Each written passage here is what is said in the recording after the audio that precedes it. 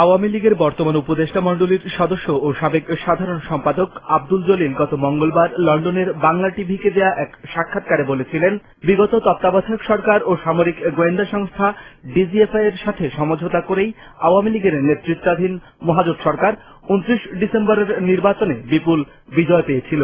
যে ক্ষমতার এই বিপুল বিজয় এর পেছনে একটা আন্ডারস্ট্যান্ডিং আছে। উনি বন্দী অবস্থায় আমেরিকা গেলেন না, আস্তে আস্তে পালায় গেল। 3 দিন পরে আস্তে আস্তে ঢাকা কে নিয়ে আসলো? রেহানা নিয়ে আসলো না, নিজেকে আলাপ করে। এটা তো কে বলবে বলেন? আওয়ামী লীগের বর্ষিয়ান এ নেতা সে সাক্ষাৎকারে বলেন, শুধু তাই নয়, বর্তমান সরকারের 99% মন্ত্রী ও আওয়ামী লীগের কেন্দ্রীয় নেতারা ডিজিএফআই এর সাথে সম্পর্ক রাখছেন। 99% আওয়ামী লীগের নেতারা যারা ক্যাবিনেটেও যারা আছে, they have link up with DGFI. DGFI আমাকেই পারে নাই তাদের নিয়ন্ত্রণে নিতে। এবং আমি অল থ্রু, আপনি আমার 70টা স্টেটমেন্ট গুলো পড়বেন, দেখবেন আমি all through I defended Sheikh Hasina. I stood by her side.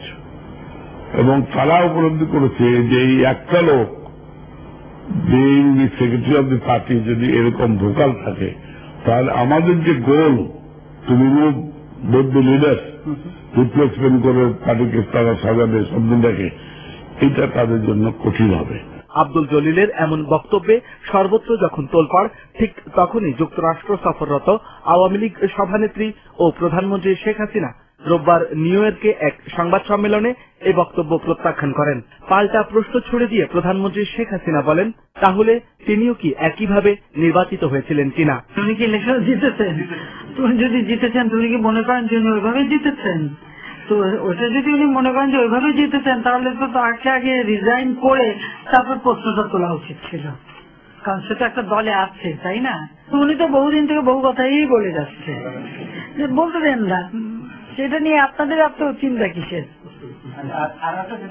আমার তো কোনো মাথা ব্যথা নাই। সাংবাদিকদের বিভিন্ন প্রশ্নের উত্তরে প্রধানমন্ত্রী শেখ হাসিনা বলেন, বিএনপি জামায়াত জোট সরকারের লুটপাট এবং দুঃশাসনের কারণেই দেশে 1/11 ঘটেছিল।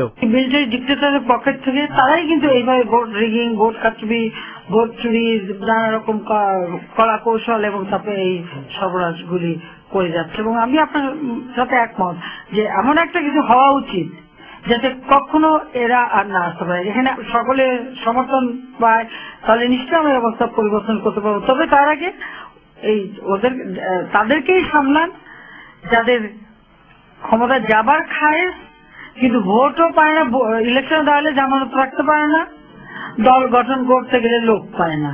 আব্দুল জলিলের বিরুদ্ধে দলীয় কোনো ব্যবস্থা নেওয়া হবে কিনা সাংবাদিকদের এমন প্রশ্নের উত্তর দেননি প্রধানমন্ত্রী। Hasan Mahmud, Islamic television.